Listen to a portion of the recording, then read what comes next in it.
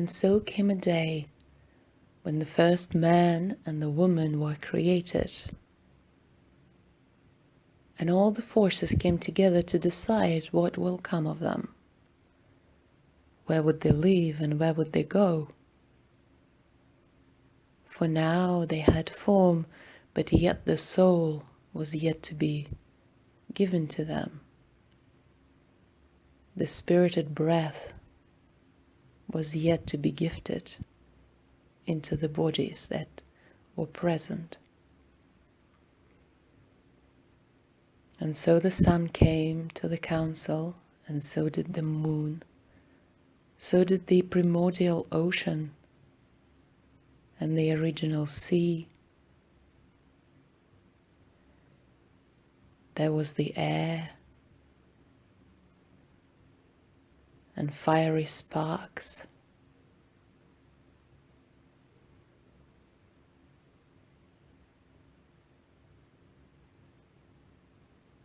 The waters and winds danced, arguing of where the man and the woman should live. But the wind was too fast for the bodies that were made, and the waters were too deep for them to survive underneath them. The fire was too hot for them to remain in shape.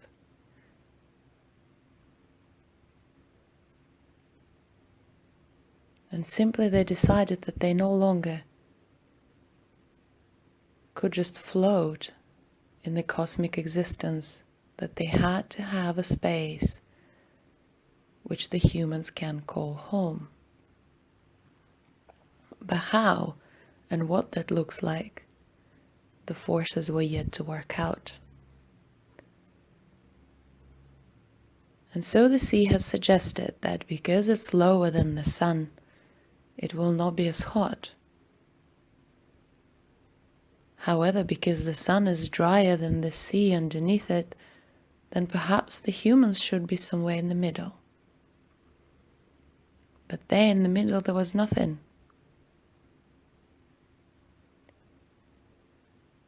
There in the middle there was just space and air that freely walked.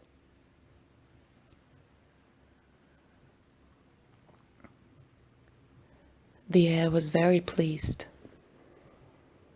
and said that it would look out after the humans and give them the breath of life, maintaining the spirit that will be granted to them by all the forces of creation. And yet the problem still remained. Where would the humans live? Where would their bodies rest? And since it has been established that they had to be in the middle and between the sun that was too hot and the waters that were too deep, the forces came to conclusion that they had to create something solid for the humans to be on. A land of sorts. But they knew not of what it would look like. And the sun couldn't come closer to the water, and the water couldn't come closer to the sun, for they would just destroy each other in the equally opposite forces. The air was too free to roam around. So all that remained was a moon that was cooler than the sun, and yet was a daughter of the waters.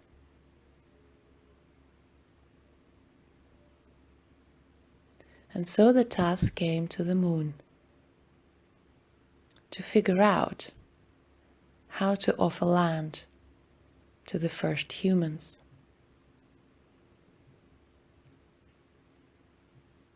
And she spent months or years dancing around, wondering of how she can gift a gift of land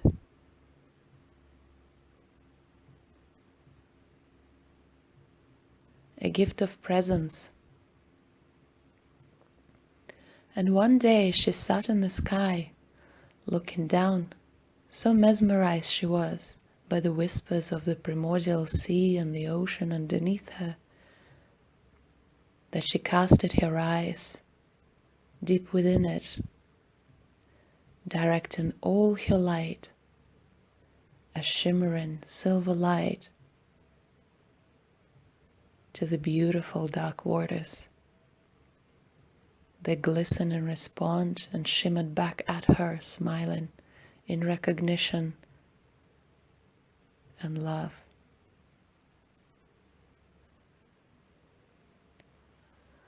She giggled and focused her light even more.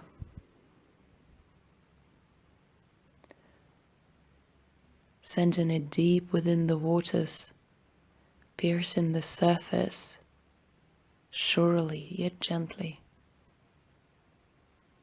And soon it was the column of shimmering light that was going all the way from the moon to the deep, deep within the waters. And the waters played with her, opening up and moving around, twisting and coiling around her beautiful light, allowing it to go deeper, allowing it to go into the depths that never seen light. And because that light was coming and soft, not hot and evaporating as the sun, the waters kept moving, allowing the moonlight travel deeper and deeper and deeper. And surely soon enough, the light hit the bottom of the primordial ocean. And there, in the space that has never been seen before,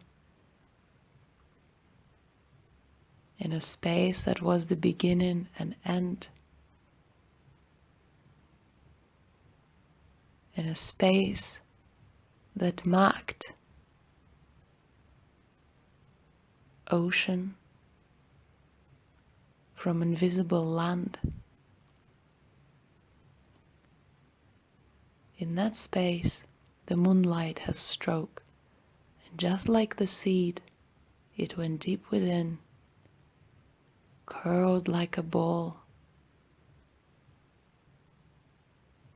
and stayed there. How long for? We know not. But sometime after, the light that was stored underneath the sea knew that it was time for it to come up. And so it started rising up. But this time around, it wasn't coming back as light. It was coming back as a stem, as a strong, green, yet porous stem. The waters liked the feel of it, recognizing the shimmering moonlight and love within it. They helped it up and pushed it up and up and up. The fishes came and other creatures. The mermaids sang the songs to it as it was rising.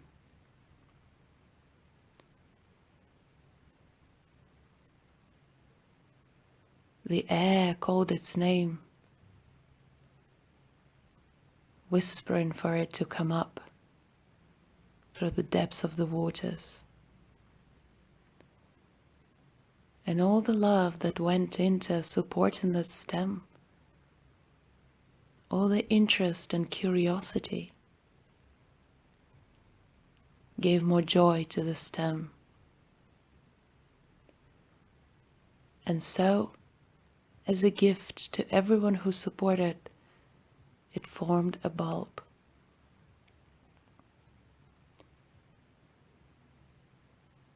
And as it rose to the surface, it opened up in love, made of the songs and the prayers, the laughter and whispers of all the creatures and all the beings and all the forces that wished to see its beauty and of what it would become.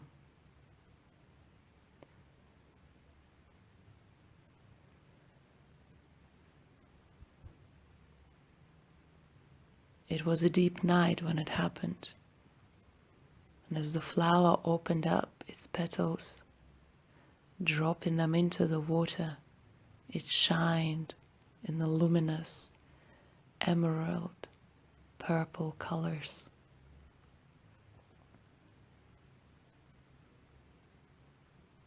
Every petal touching the water, not going under, not going up, but gently resting on it, saying thank you with its back.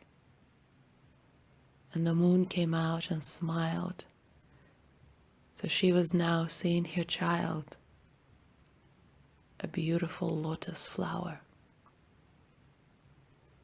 with radiant orange and yellow and the purple petals that came out.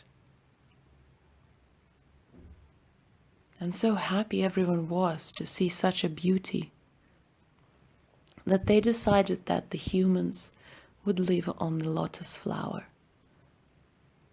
that they would make that their home. They will learn how to look after it, and as they look after it, the lotus flower will take care of them,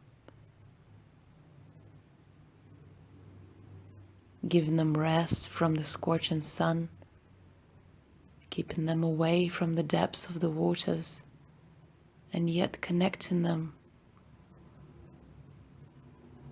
to all the source of life that is present in this world. And so it was decided that that would be the land that the first humans would go on to. And so the forces came together once again, and the air circled around them, and with the force given to it by all his brothers and sisters,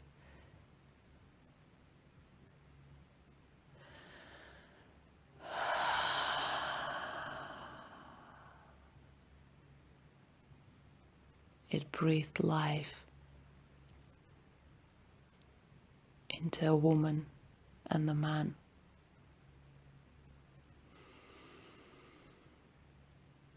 And as it did, the winds gently carried them and put them on the lotus flower.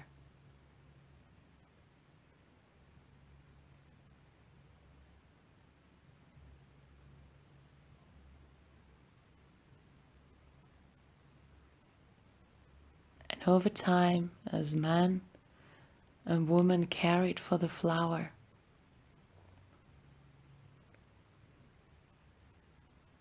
it grew bigger and bigger, stronger and stronger.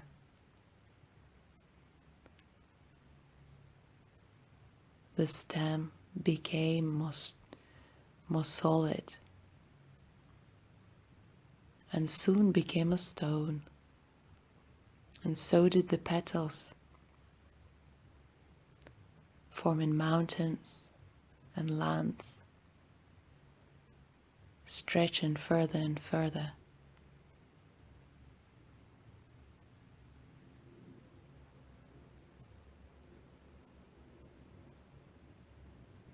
And so it went, when the man and the woman looked after the flower, and the land that they were on, the land looked after them.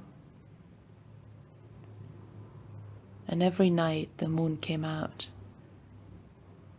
smiling at what was underneath her.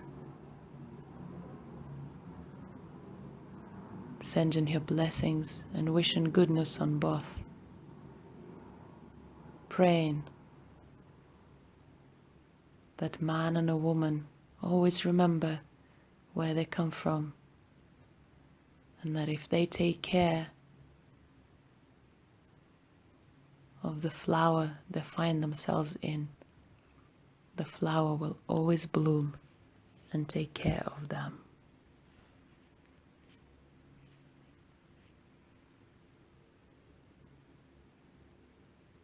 Thank you.